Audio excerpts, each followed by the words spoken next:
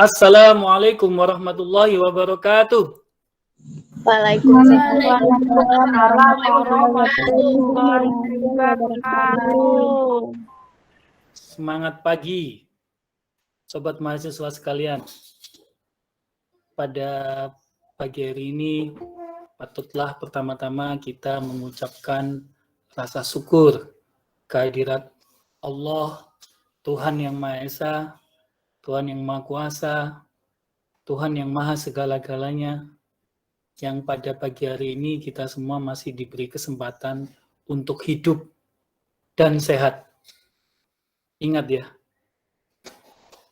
rezeki terbesar di dalam kehidupan sekarang ini adalah hidup dan sehat. Kenapa? Karena dengan hidup dan sehat, kita bisa meraih segala kemungkinan. Ya. Jadi kalau kita masih diberikan oleh Tuhan itu kesempatan hidup dan sehat, sebesar apapun masalah kita, sebesar apapun keinginan, obsesi, dan cita-cita kita, itu insya Allah pasti Tuhan akan bersama kita, dan selama kita tetap berikhtiar, berjuang, bekerja keras, insya Allah pasti Tuhan pasti akan memberikan jalannya. Sobat mahasiswa sekalian, kita pada pagi hari ini masuk pada pertemuan yang kelima, di mana pada pertemuan yang keempat kemarin kita sudah membahas tentang perencanaan, tapi dari hasil evaluasi tugas yang saya lihat yang dikerjakan oleh para mahasiswa sekalian, saya melihat masih banyak yang belum paham tentang apa itu perencanaan.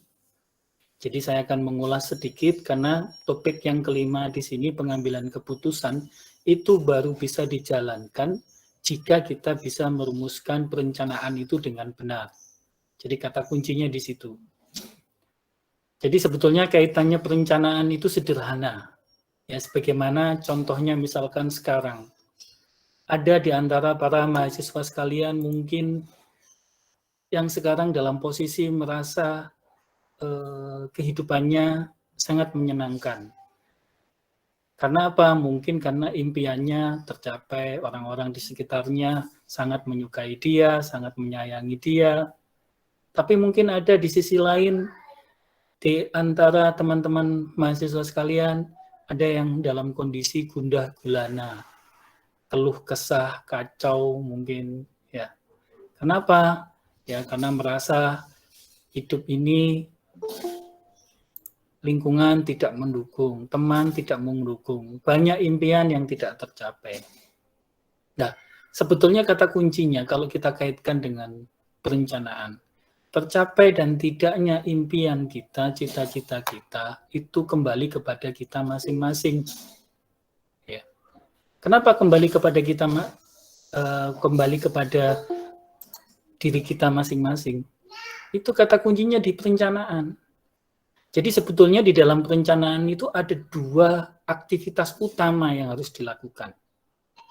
Jadi aktivitas yang pertama adalah Anda harus tahu apa yang Anda inginkan, apa yang menjadi tujuan Anda. Jadi seseorang yang tidak memiliki tujuan, itu dia tidak akan punya rencana. Ya kan? Ibaratkan misalkan Anda pergi ke Jakarta, pergi misalkan naik, paling gampang naik Gojek sekarang ini. Anda pergi naik Gojek. Kemudian Anda tidak menyampaikan tujuan Anda kepada sang driver. Kira-kira apa yang terjadi? Kalau tukang ojeknya baik, dia akan berhenti. Dia tidak akan membawa Anda kemana-mana. Tapi kalau tukang ojeknya jahat, ya kan? Dia akan membawa kepada kepentingannya dia. Sama, tubuh kita juga begitu, diri kita juga begitu. Ketika kita tidak punya tujuan, maka yang terjadi mungkin tubuh kita ini diam, stuck. Tapi kan tidak mungkin tubuh kita diam atau stuck, itu kan orang mati. Yang terjadi apa? Tubuh kita akan membawa kita kemana maunya dia. Kalau tidak dikontrol oleh tujuan, berarti maunya dia apa? Ya maunya nafsunya dia. Gak jelas, ya kan? Tujuannya gak jelas, gak terarah. Nah, ketika Anda tidak memiliki tujuan yang gak jelas, ketika Anda memiliki tujuan yang gak jelas tadi itu, Anda tidak memiliki tujuan, maka yang terjadi apa?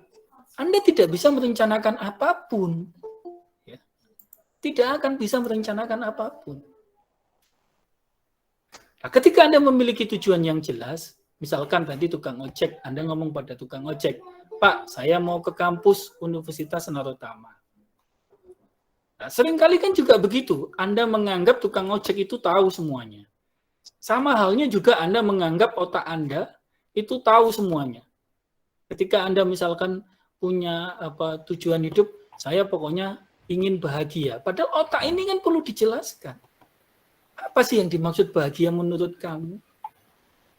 Ya sama ketika kita misalkan naik ojek tadi. Ngomong sama tukang ojek, saya mau pergi ke kampus Universitas Narotama. Kan belum tentu setiap tukang ojek tahu di mana Universitas Narotama. Ya memang sekarang ada Google Map kan.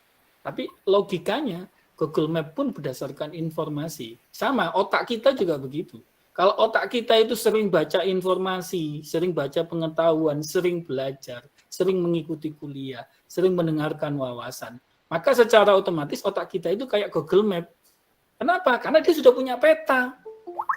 Ya kan? Ketika Anda ngomong apa, dia tahu.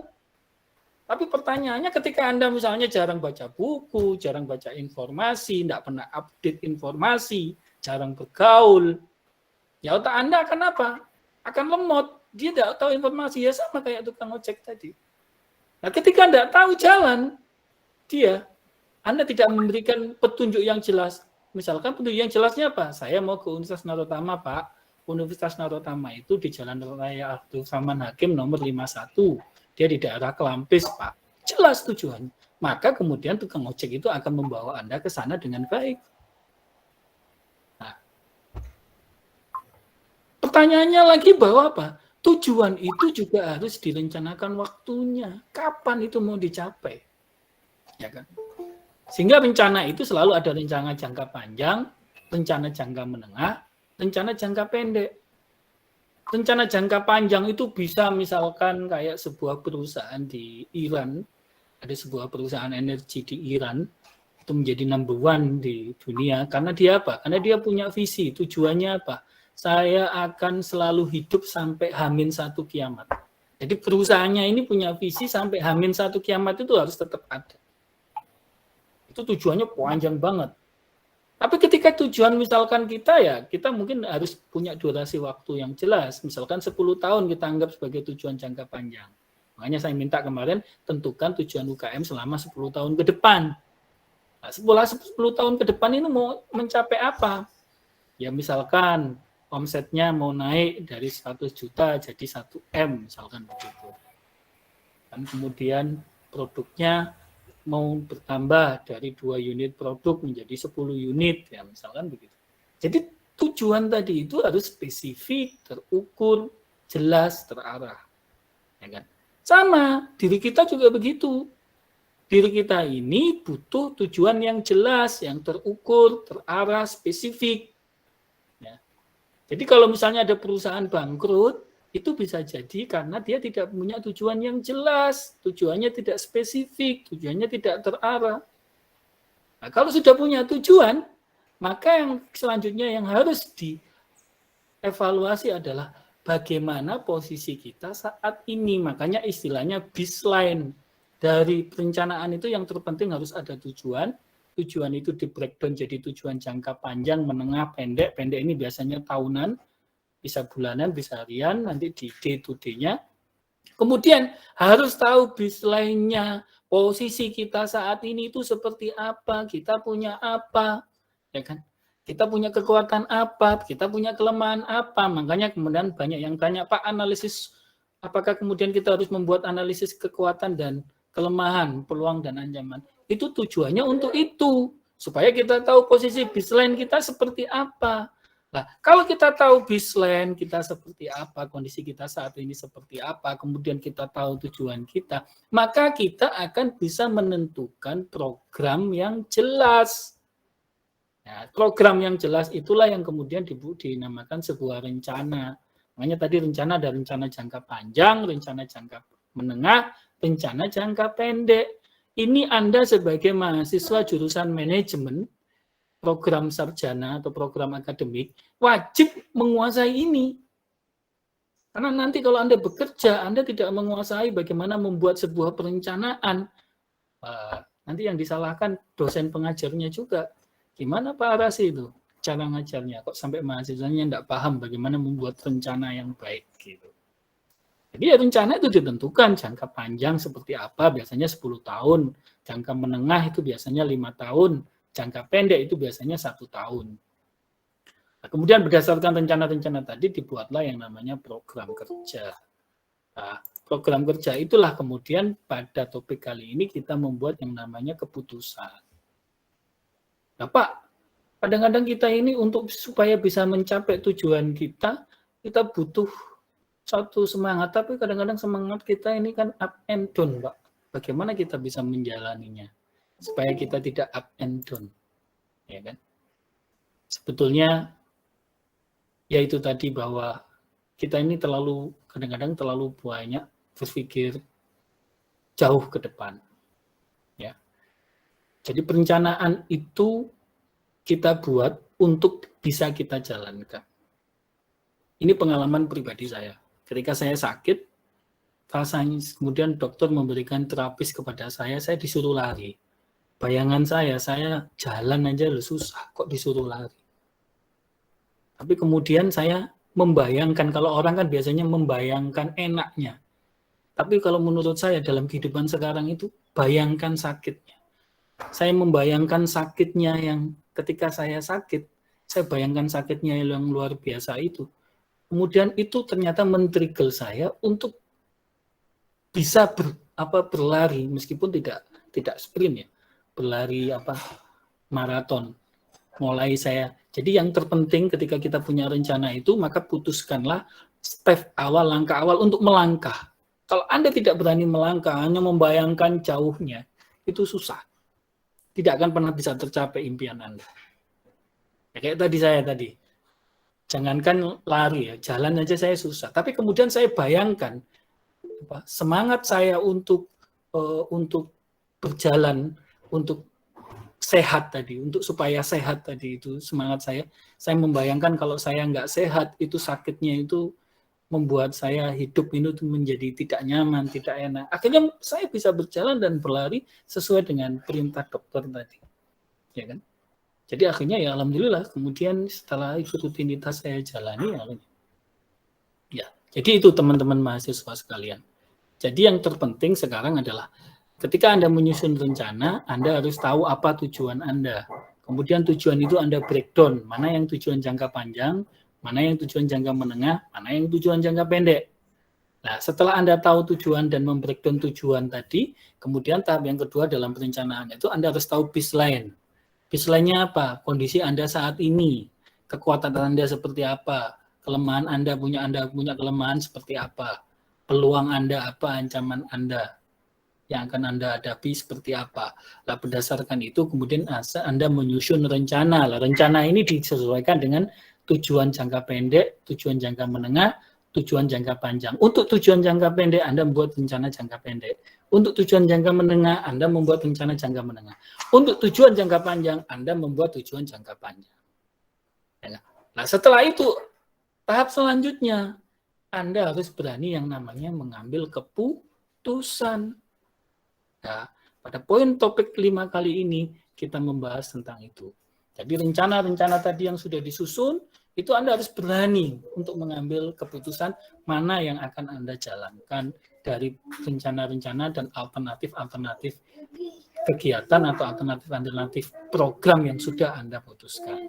Ya, saya share materi saya ya, untuk topik kelima ini. Kelihatan ya? Kelihatan materinya? Kelihatan, Mas? Kelihatan, Pak. Ya. Kelihatan, Pak. Kelihatan, Pak. Oke. Ya.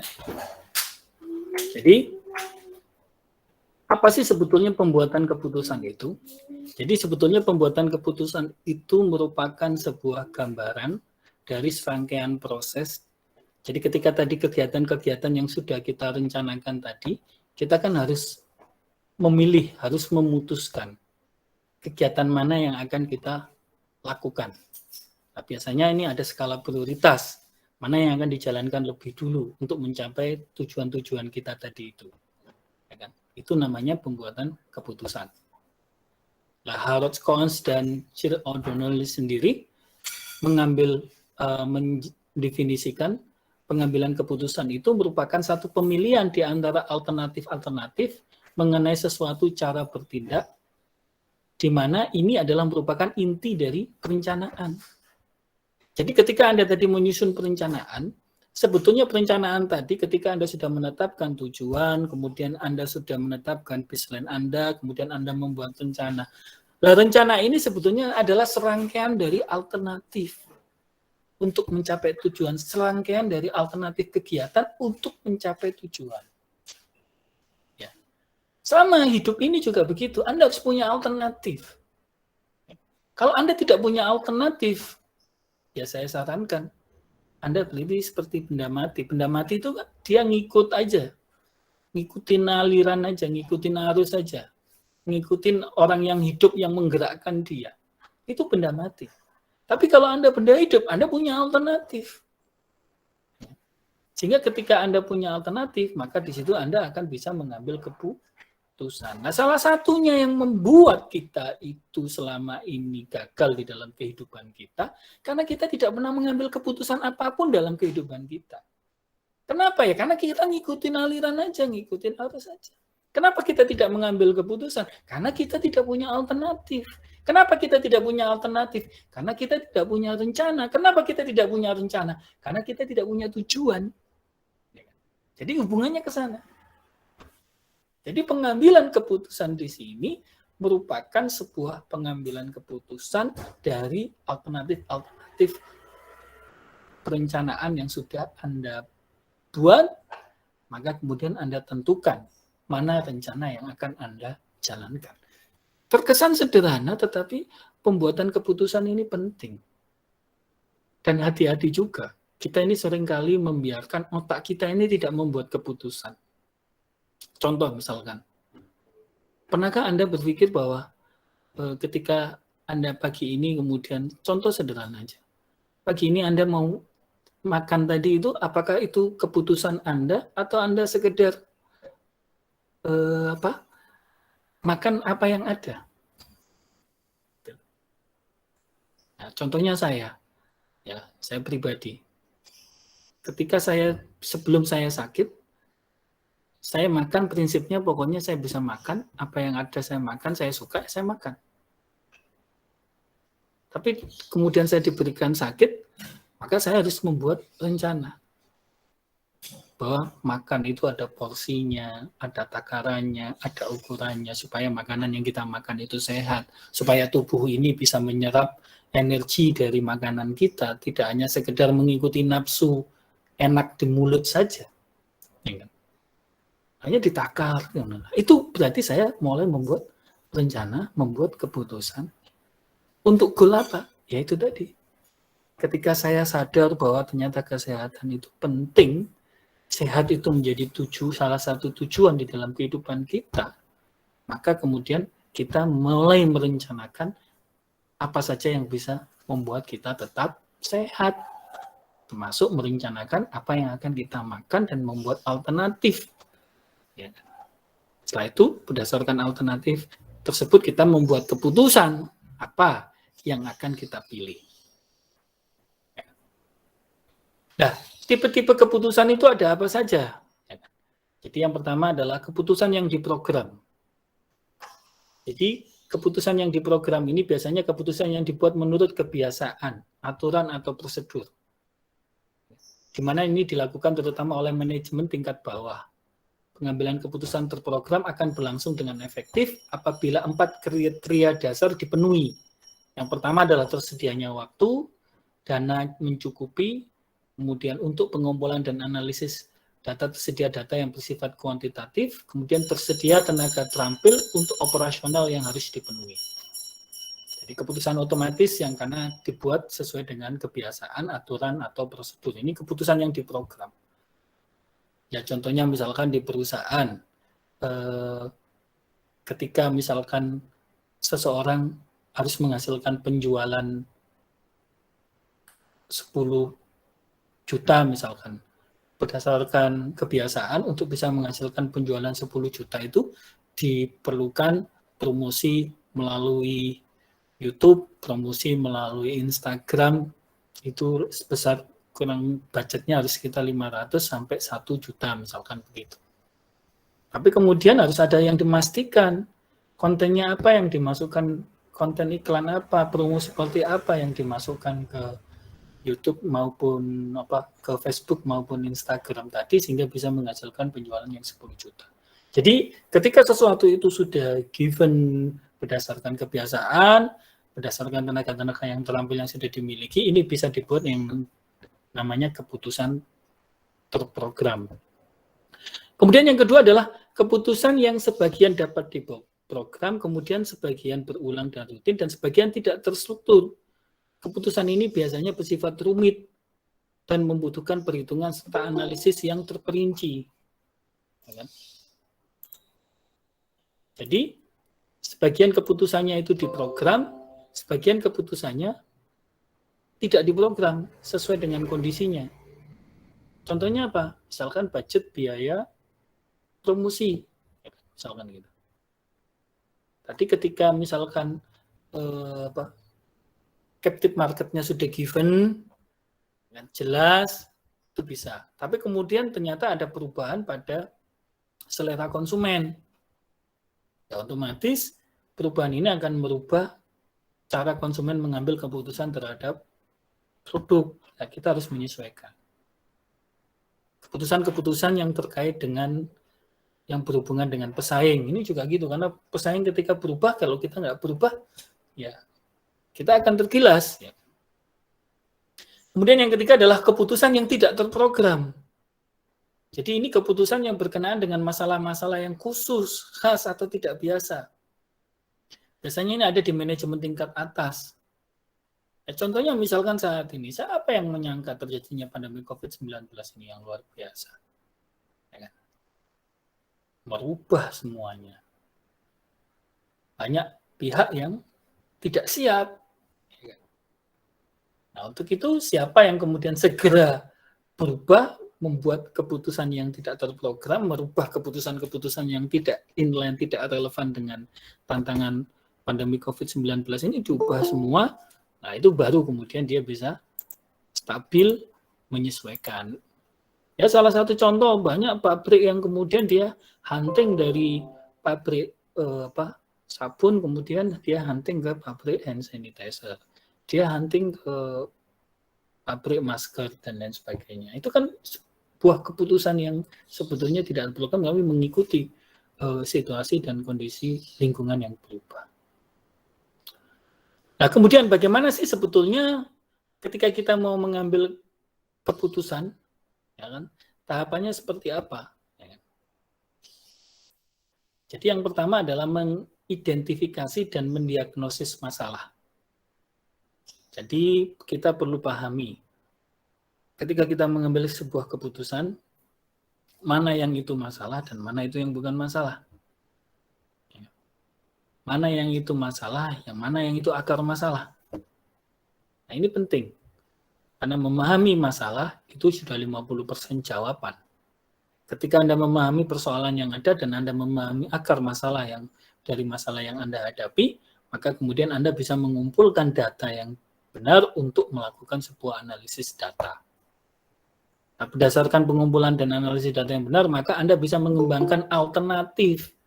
Makanya nanti ketika Anda mengambil skripsi, Anda harus bisa menjelaskan fenomena masalah, kemudian Anda bisa merumuskan masalah.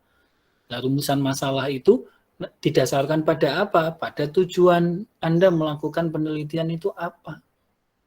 Nah, berdasarkan tujuan tadi, kemudian dan rumusan masalah, maka Anda bisa mengembangkan alternatif. Kalau dalam penelitian, pengembangan alternatif ini bisa disampaikan seperti pengembangan hipotesis, dugaan sementara, jawaban sementara. Nah, kemudian berdasarkan hipotesis dan dugaan sementara atau jawaban sementara yang Anda kembangkan melalui pengembangan alternatif, kemudian Anda evaluasi. Nah, mengevaluasi ini Anda bisa menggunakan cara kualitatif maupun kuantitatif. Kalau kuantitatif, Anda bisa menggunakan analisis SPSS, analisis matematika ekonomi, dan lain sebagainya. Tapi kalau misalkan kualitatif, Anda bisa kembangkan itu dengan menggunakan analisis masalah, ya kan? Jadi di sini Anda kemudian menggunakan analisis kualitatif. Jadi mengumpulkan jawaban berdasarkan focus group discussion, ya kan? Kemudian Anda kembangkan berdasarkan masukan-masukan dan berdasarkan pengalaman-pengalaman yang sebelumnya itu bagaimana menyelesaikan itu. Nah, kemudian Anda sesuaikan, Anda kaitkan dengan kembali lagi analisis data sumber daya yang Anda miliki, dan disitulah kemudian Anda bisa melakukan pemilihan alternatif, dan di pemilihan alternatif disinilah Anda melakukan pengambilan keputusan. Nah, setelah itu keputusan diimplementasikan, kemudian dievaluasi hasilnya. Jadi ini proses pembuatan keputusan. Ya. Kemudian metode-metodenya apa saja di dalam pembuatan keputusan? Ada metode kuantitatif, ya kan, menggunakan operational research, kemudian menggunakan statistik. Anda nanti akan belajar di mata kuliah selanjutnya menggunakan ekonomi manajerial, ya kan, itu bisa nanti. Ini tahapan-tahapannya bisa dibaca nanti. Nah, kemudian yang metode kualitatif, ya kan. Jadi metode kualitatif di sini Anda bisa menggunakan analisis dengan melakukan pertimbangan atas model-model yang sudah ada. Jadi deduksi, asumsi, ya kan. Kemudian berdasarkan data yang Anda himpun dari narasumber, ya kan. Kemudian itu Anda kembangkan untuk dicari bagaimana ditemukan cara yang terbaik berdasarkan alternatif-alternatif yang ada. Jadi contohnya, ya, contoh ini sederhana, untuk menjamin mutu dan relevansi pendidikan pada masa pandemi COVID-19, ini kan sesuatu yang sulit karena belum pernah terjadi, ya kan. Sehingga Anda kemudian mengumpulkan info dari beberapa narasumber, pengalaman-pengalaman dari banyak orang, ya kan. Anda kumpulkan melalui kuesioner, melalui wawancara. Kemudian Anda petakan, Anda klasifikasikan, setelah itu Anda kelompokkan. Sehingga kemudian Anda bisa menemukan sebetulnya metode pembelajaran yang bagaimana sih yang efektif, menurut siapa, berdasarkan pengalaman siapa, seperti apa yang kemudian itu secara biaya juga mudah diakses dan murah. Jadi ini yang model menurut Goulet dan Hicks itu ada model probabilitas, model simulasi komputer, model kurva indifferent, model pohon keputusan, model metrik, kemudian model nilai-nilai harapan. Nah, ini nanti akan kita pelajari di teori pengambilan keputusan ya. Kebetulan saya juga sebagai pengampu mata kuliah tersebut. Kemudian yang terakhir bahwa sekarang ini sudah era komputer, era digital. Ya kan? Semua serba komputerized, semua sudah serba digitalisasi. Di industri 4.0 bahkan peran pengambilan keputusan itu banyak diambil oleh komputer. Dan ini yang kita namakan, kita sebut dengan decision support system. Ini juga yang kita pelajari di pertemuan sebelumnya di perkembangan teori manajemen, bahwa peran komputer ini pada perkembangan teori manajemen generasi kelima ini amat penting. Jadi banyak keputusan-keputusan manajerial itu sudah diambil alih oleh komputer. Ya kan? Sehingga di sini kemudian kita nanti dalam pengambilan keputusan itu bisa menggunakan decision support system di sini. Berarti kita menggunakan aplikasi software. Contoh misalkan yang pernah saya lakukan, saya melakukan kalau misalnya saya UKM mengambil keputusan tentang daya saing dari sebuah produk yang dia mau pasarkan, misalkan begitu. Itu dia butuh waktu yang cukup banyak. Kemudian butuh analisis menggunakan statistik dan lain sebagainya. Itu kalau di total untuk satu keputusan itu dibutuhkan waktu kurang lebih 1 bulan. Kemudian saya membuat program, saya bikin arsitektur sistemnya, saya bikin analisis analisis proses bisnisnya. Kemudian saya bikin rule-nya, saya bikin formulanya, rumusan, saya masukkan angka-angka formula statistiknya. Nah, setelah itu ternyata yang seharusnya dia mengambil keputusan daya saing itu dibutuhkan waktu 1 bulan, dengan program saya sistem informasi daya saing UKM itu hanya dibutuhkan waktu kurang dari 1 menit. Jadi ketika misalnya ada seorang UKM toko kelontong, misalkan di Sidoarjo, ya kan, dia ada lokasi di katakanlah misalkan di Wonoayu, saya mau buka toko kelontong. Di Wonoayu ini daya saingnya saya harus menggunakan daya saing apa? Kalau berdasarkan teori generik dari Michael Porter kan pilihannya yang mau ke unik atau ke low cost, mau ke harga yang murah atau ke produk yang diferensiasi dibandingkan pesaing, yang lebih baik daripada pesaing. Ternyata di situ pilihannya apa di lokasi Wonoayu tersebut ternyata kalau mau mengembangkan di sini daya saingnya adalah daya saing harga. Berarti Anda harganya harus lebih murah. Nah, kalau misalnya itu dilakukan riset, itu butuh waktu sebulan paling tidak. Itu pun dengan catatan sumber daya yang ada dimiliki. Kalau enggak ya bisa lebih lagi waktunya. Ya. Jadi itu para mahasiswa sekalian pada pertemuan yang ke-5 ini yang bisa saya sampaikan. Mungkin ada sesuatu yang mau ditanyakan atau disaringkan, saya persilakan. Silakan para mahasiswa sekalian. Ada yang mau tanya? Ya, silakan Bu Arlisa. Mbak Arlisa, silakan. Ya Pak, saya izin bertanya ya. Ya. Tadi kan dijelaskan DSS itu Pak ya. Ya. Ya DSS itu aplikasi khusus untuk membantu manajer mengambil keputusan apa gimana Pak? Iya, decision support system. Iya. Iya, decision support system. Jadi decision support system itu adalah sebuah dukungan dari perangkat komputer, perangkat hardware maupun software untuk supaya manajemen bisa mengambil keputusan dengan cepat. Kemarin kan di perkembangan teori manajemen kan juga sudah kita sampaikan bahwa pada generasi kelima ini bahwa banyak peran komputer itu menggantikan peran manusia di dalam pengambilan keputusan. Tapi tetap yang memutuskan tetap manusia, hanya prosesnya itu dibantu oleh decision support system tadi itu. Dibantu oleh aplikasi dan perangkat komputer tadi itu. Ya contohnya misalkan sekarang Anda mau menghitung rugi laba, kan tidak perlu lagi membuat laporan keuangan. Anda cari di aplikasi Play Store saja untuk menghitung rugi laba, kan sudah banyak, tinggal Anda input, masukkan data-data, di situ Anda bisa mengambil keputusan. Oh, sebetulnya usaha yang saya lakukan ini untung atau rugi. Jadi itu ya Mbak Alisa. Jelas? Ya jelas, terima kasih. Ya, sekarang Mbak Amrina, silakan. Mbak Amrina, silakan.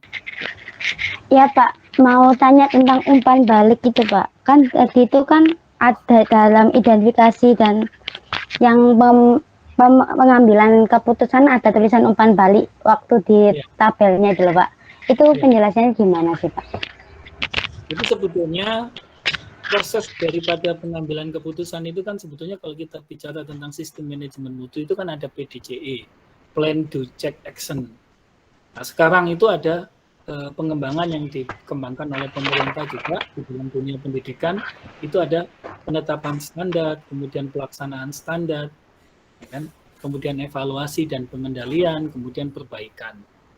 Jadi yang dimaksud dengan umpan balik di sini bahwa ketika nanti sebuah standar itu sudah tercapai, standar itu kan ditetapkan dari perencanaan tadi, Anda sudah mengambil keputusan dan itu tercapai, ya kan? Nah, langkah-langkah yang Anda lakukan tadi itu juga itu menjadi satu hal yang bisa ditetapkan dan dipastikan bahwa itu bisa mencapai tujuan, itu biasanya nanti akan menjadi namanya prosedur, ya, standar operasional prosedur. Jadi kalau mau mencapai tujuan ini, lakukan prosedur ini, lakukan ini. Nah, kemudian jika kemudian Anda melakukan ketika itu sudah tercapai, maka kan harus dinaikkan. Makanya plan to check action. Ketika misalnya Anda sekarang misalkan penjualan, Anda punya bisnis, omset Anda tetapkan 10 juta. Untuk menghasilkan 10 juta itu apa yang harus Anda lakukan? Ya kan? Misalkan, promonya lewat Instagram, promonya lewat Facebook. Berapa biaya promo lewat Instagram? Ternyata biayanya 500.000. Kemudian apa yang harus dilakukan lewat Instagram dan Facebook itu? Anda harus punya landing page misalkan gitu. Terus apa yang harus dilakukan? Harus ada diskon yang menarik. Nah, kemudian ketika itu ternyata bisa dipastikan bahwa itu bisa mencapai omset Anda 10 juta, maka tadi langkah-langkah tadi itu menjadi sebuah langkah-langkah baku. Maka itu menjadi keputusan yang terprogram tadi, menjadi standar operasional dan prosedur. Nah, ketika Anda sudah bisa mencapai 10 juta kan tidak mungkin Anda hanya tetap 10 juta kan? Nah, ini harus di scale up. Ya kan? Tujuannya ini harus di scale up dari 10 juta kemudian dinaikkan menjadi 20 juta. Nah, kalau langkahnya 20 juta, Anda kan harus umpan balik lagi feedback. Apakah langkah-langkah yang tadi itu bisa untuk mencapai omset 20 juta? Ternyata nggak bisa. Budget promosinya nggak bisa kalau 500.000, cakupannya nggak bisa untuk mencapai 20 juta. Harus naik misalkan menjadi 1 juta. Nah, jadi gitu. Yang dimaksud umpan balik di situ itu seperti itu. Jelas, Mbak Amri? Kayak gini, Pak. Gini, Pak. Apa namanya, kita melakukan sesuatu dan itu ada hasilnya. Dan hasilnya itu dikatakan umpan balik gitu, Pak. Iya, hasilnya itu dikatakan umpan balik. Kalau tercapai, berarti apa yang Anda lakukan itu tepat. Kalau tidak tercapai, berarti ada yang salah. Itu yang perlu dilakukan evaluasi. Kalau semua tercapai, berarti Anda harus scale up, naikkan hasilnya, standarnya tadi itu, supaya Anda bisa meningkat. Ini kan ada corrective action, continuous improvement, jadi harus selalu berubah menjadi lebih baik. Di scale up lagi, dinaikkan lagi tujuannya, ya. Ya, Pak. Udah paham, Pak, udah paham. Oke, asik. Yang lain mungkin ada yang ditanyakan? Silakan.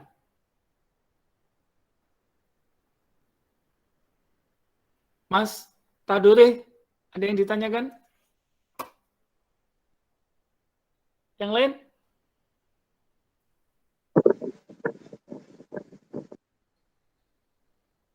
Ya. Mbak Bunga, ada yang ditanyakan? Cukup jelas? Cukup jelas, Pak. Oke. Jadi kalau dirasa cukup jelas, saya review kembali apa yang sudah saya sampaikan di pembelajaran kita kali ini, bahwa pengambilan keputusan itu adalah merupakan langkah selanjutnya setelah kita menyusun sebuah rencana, di mana di dalam perencanaan itu kita kan menetapkan tujuan jangka panjang, jangka pendek, jangka menengah, jangka pendek, kemudian kita menetapkan baseline. Baseline itu adalah kondisi, kekuatan, kelemahan, peluang, dan ancaman yang kita miliki pada saat ini untuk menentukan program apa. Nah, program ini adalah merupakan sebuah serangkaian alternatif tindakan untuk mencapai tujuan. Nah, serangkaian alternatif ini harus Anda putuskan, harus Anda pilih, mana yang akan Anda pilih. Nah, Anda memilihnya berdasarkan apa? Itu tadi, berdasarkan tujuan yang Anda tetapkan tadi. Anda memilihnya berdasarkan apa? Berdasarkan sumber daya yang Anda miliki. Anda memilih alternatif berdasarkan apa? Berdasarkan target waktu, misalkan yang Anda akan tetapkan tadi, berapa target waktu yang akan Anda capai. Nah, inilah kemudian di sini Anda kemudian memutuskan. Nah, memutuskan itu di samping kita menggunakan analisis, kita juga bisa menggunakan metode mengambil serangkaian hipotesis atau dugaan atau jawaban sementara. Hipotesis ini bisa diambil dari mana? Dari pengalaman orang lain, dari pengalaman perusahaan lain, ya kan? Kita peroleh dari mana? Kalau misalnya hasil penelitian ya kita peroleh dari jurnal, ya kan? Dari jurnal, hasil penelitian, dari buku, dari pendapat, dari tesis, ya kan? Jadi dari pendapat-pendapat tadi, kemudian pendapat-pendapat itu kemudian kita gabungkan, kita rangkaikan, kita kaitkan mana yang inline dengan masalah yang kita hadapi, mana yang sesuai dengan tujuan yang kita hadapi. Jika sesuai, maka itu bisa kita mapping, dan itu bisa kita jadikan sebagai sebuah alternatif, dan alternatif di situ kemudian Anda ambil keputusan. Nah, di dalam proses pengambilan keputusan tadi itu, sekarang trennya sudah menggunakan yang namanya decision support system. Decision support system ini apa? Jadi merupakan satu dukungan dari sebuah perangkat, baik itu perangkat keras komputer maupun perangkat lunak dalam bentuk aplikasi software untuk mengambil sebuah keputusan. Supaya keputusan itu bisa diambil lebih cepat, waktunya lebih tepat. Jadi ini para mahasiswa sekalian yang bisa saya jelaskan pada pertemuan ke-5 kali ini, topik pengambilan keputusan. Kuliah dilanjutkan melalui Elina, silakan Anda diskusi melalui forum diskusi, dan Anda mengerjakan tugas di Elina. Tetap semangat, saya berdoa semoga para mahasiswa dan mahasiswi sekalian, sobat mahasiswa sekalian, selalu diberikan oleh Allah, Tuhan Yang Maha Esa, kesehatan, keluasan berpikir, keluasan rezeki, keluasan ilmu, kebijaksanaan. Ketika kita memiliki keluasan berpikir, keluasan ilmu, keluasan rezeki, dan kebijaksanaan, nah hakikatnya hidup kita akan bisa menjadi tenang. Dan hidup tenang itulah yang nantinya akan membawa kebaikan dan kebahagiaan kita di dunia maupun di akhirat. Saya akhiri sekian, tetap semangat dan tetap berprestasi. Selamat siang. Assalamualaikum warahmatullahi wabarakatuh. Waalaikumsalam warahmatullahi wabarakatuh.